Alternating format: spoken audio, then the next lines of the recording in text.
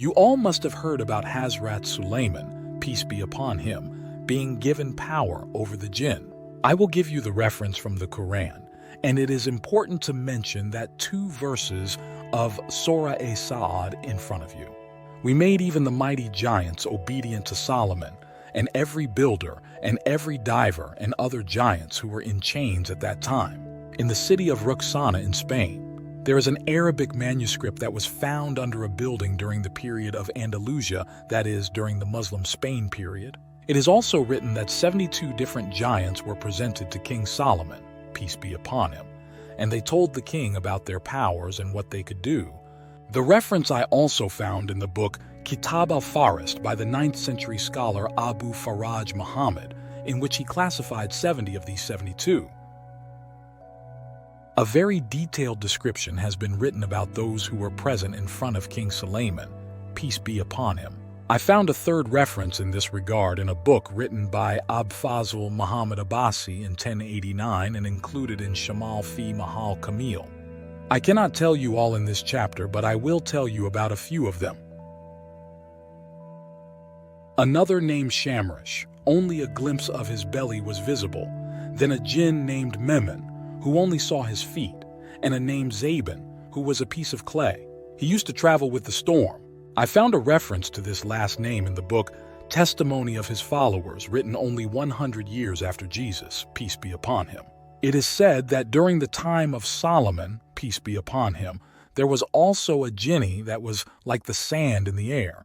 Solomon, peace be upon him, sent a man to keep a leather machete open in such a way that when the wind of the desert blows, then the mouthpiece was filled with sand in the air, and in this way the person was able to take him inside the mouthpiece. Then in the morning he picked up such a big stone and placed it in the building of Suleimani temple. It was too big for the rest of the giants to carry. Then in the same book I found another incident related to Zaba, that from the depths of the Red Sea, Bera Amer took out a pillar from the sea. Its color was really amazing. It was purple. At that time when he returned, there was a jinn with him who was said to have seen the era of Hazrat Musa, peace be upon him. In this book there are many other jinn written about them, whose names are in different languages such as Arabic, Hebrew, and Greek, and their descriptions are also very strange. For example, there was a jinn whose existence no head on his body. Now, how much truth is there in these books? No one knows except Allah. In a time long ago, in the era of the Prophet, peace and blessings of Allah be upon him, I embarked on a quest to uncover the mysteries surrounding the diet and nature of the Jinnat, the enigmatic beings known as devils. The Prophet himself revealed that Jinnat fed on bones upon which the name of Allah had been mentioned, increasing the meat left on these bones. This unique diet was but a glimpse into their peculiar world. As I delved deeper into my investigation, I learned that these Jinnat could be seen, possessed knowledge of good and evil, and indeed had their own unique dietary preferences. To truly understand their composition, I turned to the Holy Quran, which hinted at their essence with words like Marj for a smokeless fire and Samu for a fast-burning fire. These symbols only deepened the enigma surrounding them. My journey into the world of Jinnat took me through the 8th century. He described the hierarchy of these beings, distinguishing between Jinni, Ifreet, and the fearsome Ifreet. Some even claim the presence of these beings at the court of Hazrat-e-Solemn, blurring the lines between reality and myth. The pursuit of knowledge led me to encounters with a scholar from Egypt. He spent a lifetime studying these mysterious creatures. His words echoed in my mind, especially his intriguing notion that the most beautiful of these beings were hidden from human sight, perhaps to shield us from their otherworldly charm. Turning the pages of my research, I transitioned from the Jinnat to the enigmatic devils. The 112th verse of Surah Inam marked a pivotal moment in my quest, highlighting the existence of these malevolent beings. Hudhaifa bin Yaman, a trusted source, foretold the emergence of human-hearted devils who would walk among us. The Quran and Hadith painted an elaborate picture of the habits of these devils, revealing the intricate connection between their activities and the phases of the day and night. The Prophet's guidance cautioned against leaving animals alone after sunrise, emphasized the importance of protecting children, and revealed the association of rooster crowing with angelic presence and donkey braying with malevolent forces. And so, my journey continued, peeling back layers of history, seeking the origins of Jinnat and devils. It was suggested that Jinnat existed even before humans, predated by their creation from the clutches of the egg. Ibn Kathir's account, referencing Hazrat Abdullah bin Umar, posited that Jinnat and devils roamed the world for thousands of years before the arrival of Adam, peace be upon him. Notably, the text spoke of Hanun and Banun, creatures weaker than the Jinnat, whose existence was shrouded in mystery. Their ultimate fate remained a subject of debate among scholars, further obscuring the divide between the natural and supernatural. Intriguingly, Hazrat Murrah bin Masud and other companions suggested that the disobedience of Jinnat led to their gradual banishment to the earthly realm. This process involved sending down a group of Jinn who once resided with the angels to join the human world. These beings were then pushed toward the islands, and my research uncovered extensive descriptions of these devils among the inhabitants of sea islands near Canada. With each revelation, I delved deeper into the obscure world of these supernatural entities.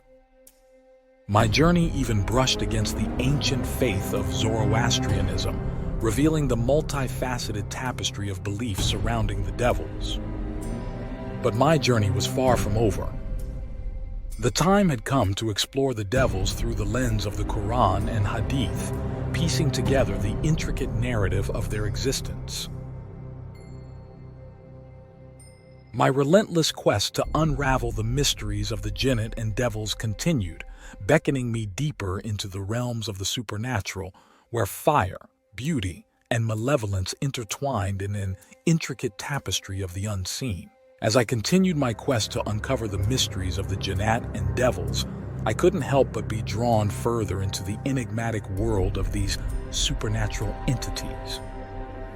The elusive nature of the devils was shrouded in ancient legends and religious texts, making each revelation a piece of a much larger puzzle.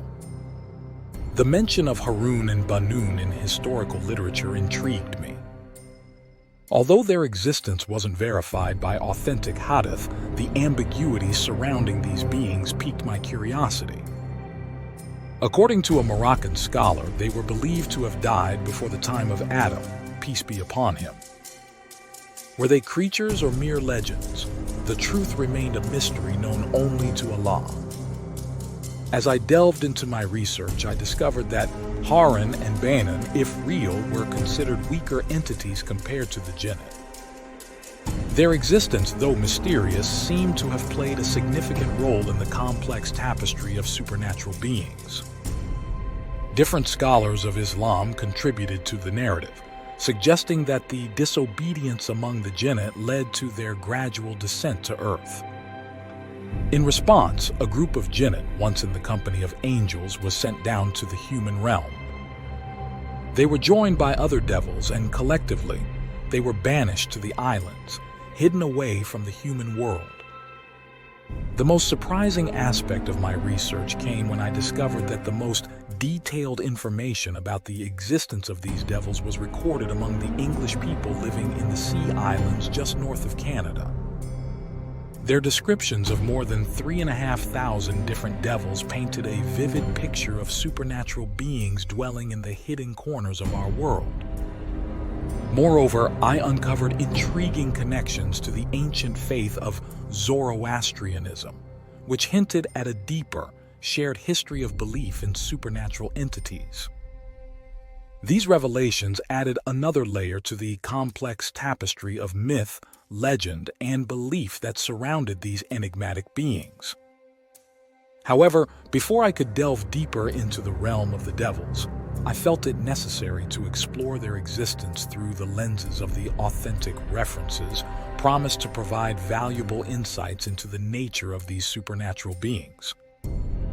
With each new revelation, my quest grew more captivating. I longed to unearth the secrets of the Jinnat and devils, to unravel the enigma surrounding their form and appearance, to understand their interactions with our world, and to decipher the age-old tales and beliefs that have accompanied them throughout history. As my journey continued, I couldn't help but feel that I was on the brink of unlocking a profound mystery that would forever change our understanding of the unseen world. Thank you for joining us in this journey into the world of Jinn. Stay blessed.